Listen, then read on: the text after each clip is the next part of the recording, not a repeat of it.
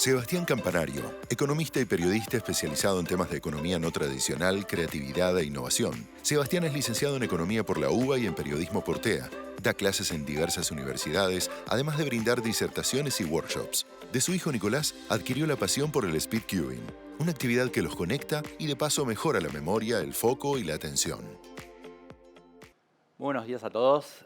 Muchísimas gracias por esta invitación. Es un honor para mí participar de este evento de bienestar. Tenemos unos minutitos ahora para hablar de un tema que titulé Islas de Estabilidad. Vamos a ver ahora de qué se trata exactamente. Pero les empiezo contando un recorrido, una nota reciente que escribí para La Nación Bienestar, para la columna de Mente. Me topé con gente que estaba yendo al Mundial de rompecabezas. Se jugó en Valladolid hace un par de semanas. Yo no sabía que existía un mundial de rompecabezas. Había argentinos que son campeones en categorías de 500 piezas, de 1000 piezas. Lo hacen en menos de una hora. Y me pareció un mundo fascinante para empezar a investigar para la columna de bienestar. Y empecé a recorrer un poco, digamos, la historia de los rompecabezas y descubrí que se inventaron a fines del siglo XVIII, que era una actividad para la aristocracia, ¿no? Al principio era un juego para los reyes, para los nobles, era un juego muy caro, pero tiene una explosión de masividad, la disciplina de hacer rompecabezas, en la década del 30, durante la Gran Depresión de los Estados Unidos. Hasta ese momento no se vendían muchos rompecabezas y ahí explotó. Se empezaron a vender en los kioscos de diarios, se vendían millones de rompecabezas por semana, ¿no? Y los historiadores de los rompecabezas dicen que esto no es casual, ¿no? Que esto ocurrió justamente porque la gente estaba en un contexto de hiperincertidumbre, no sabían qué iba a ser de su futuro, había hambre, no había trabajo, y en ese momento la gente empezó a buscar estas islas de estabilidad, un momento en el día en el cual se pudieran abstraer de esta incertidumbre que los rodeaba, esta tremenda, digamos, aceleración del cambio de todo lo que los rodeaba, con alguna actividad que estuvieran seguros de que la podían resolver, ¿no? Cuando uno no puede resolver las cosas que hay alrededor, bueno, concentrarse en algo que sí puede resolver, digamos, lleva tranquilidad, ¿no? A pensar en otra cosa.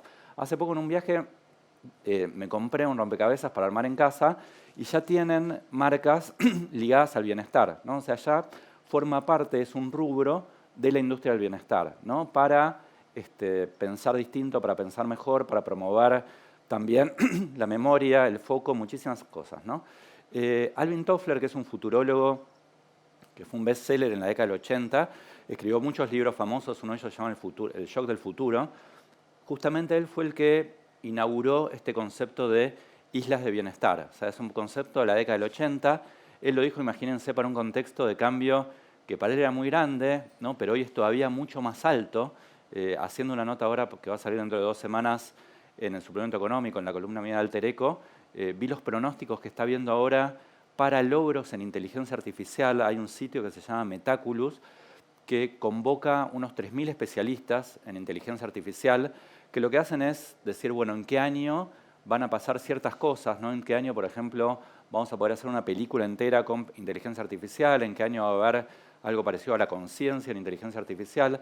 Y lo interesante es cuando uno ve los pronósticos, en el último año cada vez son más cortos, ¿no? Lo que se pensaba que se iba a hacer en el año 2050, bueno, ahora se piensa para el 2027, ¿no? Hay una suerte de lo que David Harvey, un autor también muy conocido, más o menos contemporáneo con Toffler, ¿no? en su boom, en un libro famoso que se llama La condición de la posmodernidad, él habla de la compresión de tiempo, ¿no? Estamos en una era en la cual el tiempo parece estarse comprimiendo, ¿no? Todo está aumentando más rápido de lo que se pensaba. A mí me gusta mucho la metáfora de los años perro, ¿no? No sé si ustedes tienen alguna mascota, un perro o un gato, y vieron que el equivalente a un año perruno son 6, 7, 8, 9 años humanos, depende de la raza y del tamaño del perro, pero hoy está pasando eso, ¿no? Lo que se pensaba que iba a pasar en 10 años está ocurriendo todo en uno. Tenemos esta compresión de tiempo de la que hablaba Harvey, ¿no? Entonces tenemos, por un lado, una aceleración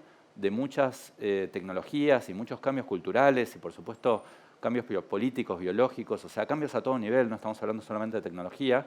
Y por otro lado, una línea que es nuestra capacidad de adaptación a ese cambio, que es distinta, ¿no? O sea, nuestra capacidad de adaptación es más lenta que el cambio en sí. Entonces, en el medio hay una brecha que genera mucha incertidumbre, genera mucho estrés y para la cual estas islas de estabilidad son muy necesarias, ¿no? Hace poco también veía que se reunió en París la Sociedad de Medidores, que es la gente que establece a cuánto equivale un kilo, un metro, ¿no? Cosas de mediciones, y siempre había mucha presión de los astrónomos por inventar números más altos, ¿no?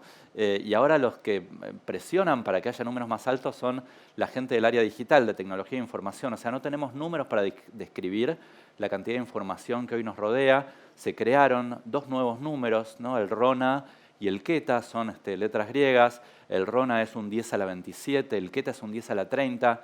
Estamos hablando de cosas, números que son astronómicos. La novedad es que ya no hay letras en el alfabeto griego para describir más números, ¿no? Ya medio que llegamos al límite, por lo menos, de la notación tradicional.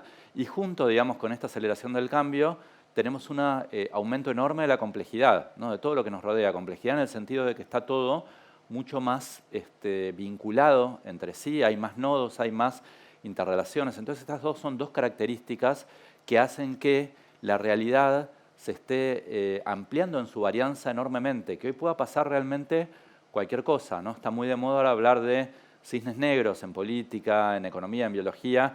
Bueno, ahora son mucho más probables los cisnes negros que antes. Este es un futurólogo que se llama Mark Clifford, un futurólogo muy joven, que él dice que la varianza de la realidad se está ampliando como nunca, ¿no? Que pueda ganar Milei, Trump, Bolsonaro, que pueda haber COVID, etc.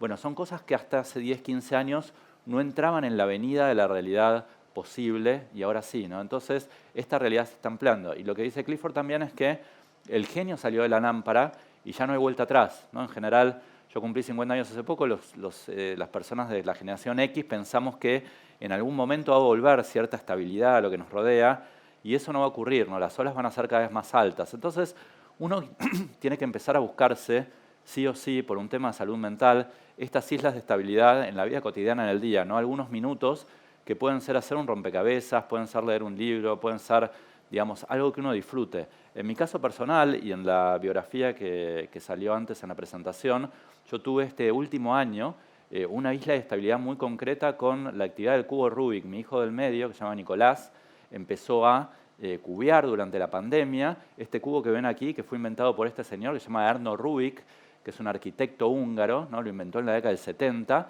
Cuando lo inventó pensó que nadie lo iba a querer. Estuvo 3 años ahí guardado en un desván hasta que finalmente un juguetero lo empezó a comercializar y es el juguete más vendido de la historia, ¿no? Es este que ven acá, el famoso cubo mágico de 3×3. Lo que empezó a ver en los últimos años fueron nuevos materiales que permiten que esto se haga. Hoy por hoy los chicos, los récords lo hacen en 3 segundos. Y empezó a haber un montón de categorías, ¿no? De cubos N por N, de 2×2, cubos de forma de pirámide. Yo estos que les traje acá son los que sé hacer. El último que aprendí a hacer es este que se llama Skew, que es un cubo raro, que lo hago porque lo hace muy poca gente. Entonces en la categoría de más de 50 años ya estoy en el top 10 de Sudamérica, pues somos 12 los que lo hacemos, ¿no? Pero bueno, es una forma, digamos, de ascender en el ranking. Y el que estoy aprendiendo ahora es este que se llama Clock, que es el más raro de todos, que hay una barrera al principio para empezar a aprenderlo, pero después es bastante simple. En Japón, cuando se lanza el cubo Rubik en la década del 80, el lema, el logo era 1 minuto para descubrirlo, toda una vida para perfeccionarlo. Yo estoy muy entusiasmado con esto. Este que ven acá es Nico, mi hijo, que batió hace 2 semanas en Uruguay, no, hace 2 semanas no, el fin de semana pasado, el récord de una categoría que se llama multi-blind, que lo que hace él es, en 1 hora, memorizar la mayor cantidad de cubos posibles y resolverlos. Y el récord del otro día resolvió 31 cubos Rubik's en 1 hora. Atacó 35, hizo 31 bien, ¿no? Acá vemos cómo está resolviendo, creo que esta fue la vez anterior, que hizo unos 30 más o menos, pero, digamos, parece una locura, digamos, pero los chicos argentinos realmente son unos cracks en esto. Yo escribo un montón en el suplemento de bienestar sobre estos temas, ¿no? La columna se llama Mente, porque me parece que estamos en un momento en el cual en la agenda de bienestar hay mucha conversación vinculada al bienestar físico, ¿no? A correr, nutrirse, etcétera, que está bárbaro, está perfecto, pero me parece que hay un gap todavía con el tema de bienestar mental, de salud mental, de brain gym, etcétera, y esto se logra con estas islas de bienestar. Con Nico fuimos en el mes de agosto a Corea a participar del Mundial de Bienestar. Yo competí ahí y cumplí 50 años participando también con él. Obviamente yo lo empecé a acompañar como uno acompaña a su hijo y después me empecé a enganchar. descubrí que esta isla de bienestar en particular, que es el Rubik, mejora el foco, mejora la atención, uno se vuelve más productivo, ¿no? Al estar mucho tiempo concentrándose en esto y no en el celular, recuperamos esa atención que nos secuestró el celular, ¿no? En promedio hoy tenemos un span de atención de 8 segundos, es menos que el que tiene un pez globo. Uno empieza a recuperar eso, empieza a recuperar la memoria, ¿no? Nico me empezó a dar listas de algoritmos para memorizar. Yo desde la facultad, hace 30 años ya, que no memorizaba nada, y la memoria es un músculo que se va atrofiando, que uno va perdiendo. No es natural que perdamos la memoria, es normal estadísticamente porque no la usamos, pero pretender tener la misma memoria a los 50, a los 60, que a los 20, si no la usamos nunca, es como pretender correr y estar todo el día mirando televisión y tomando cerveza. Es exactamente lo mismo, pero la memoria no se va naturalmente. Uno puede hacer cosas para seguirla teniendo todo el resto de la vida. Yo con el Rubik empezó a pasarme que, vieron que después de los 40, esto lo decía Moldavsky el otro día, el cómico, decía que después de los 40 uno para referirse a una actriz, dice la rubia que trabaja con el negro, en la película del director italiano, que empieza a agarrarse pero no se acuerda. Eso de que no se te ocurra la última palabra empieza a ceder cuando uno empieza a hacer alguna actividad, que puede ser ajedrez, Rubik, rompecabezas, cualquier tipo de actividad mental, ¿no? Yo estoy escribiendo ahora de esto en un libro que va a salir en marzo, que se llama 50 ideas para que la segunda mitad de la vida sea mejor que la primera. El Rubik, por ejemplo, a mí lo que me pasa también es que te acelera mucho la mente. Entonces hay que combinarlo con meditación, ¿no? Yo trato todos los días de hacer, aunque sea 10 minutos de Rubik, pero también 10 minutos o 15 de meditación para bajar, ¿no? Esto para mí, por lo menos ya desde hace algunos meses, es una especie de poción mágica.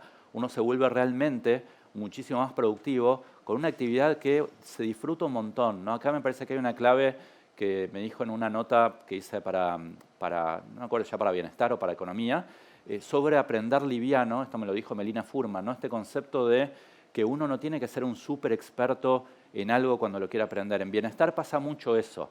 Pasa que queremos ser o súper atletas, digamos, o somos un desastre, no hay nada en el medio. Y todo lo que está en el medio, obviamente, es mejor que no hacer nada.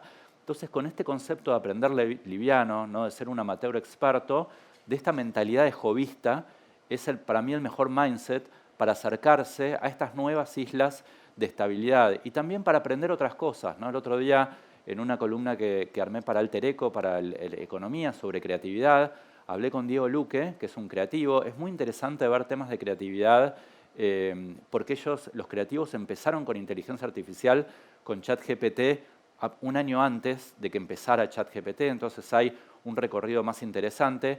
Y Diego me decía justamente de que esta mentalidad de jovista, con la cual uno puede hacer cubo Rubik, un rompecabezas o lo que sea, también es muy interesante para acercarse a la inteligencia artificial generativa, ¿no? Que uno cree que es algo de tecnólogos, que es algo muy difícil, que es para programadores, etc.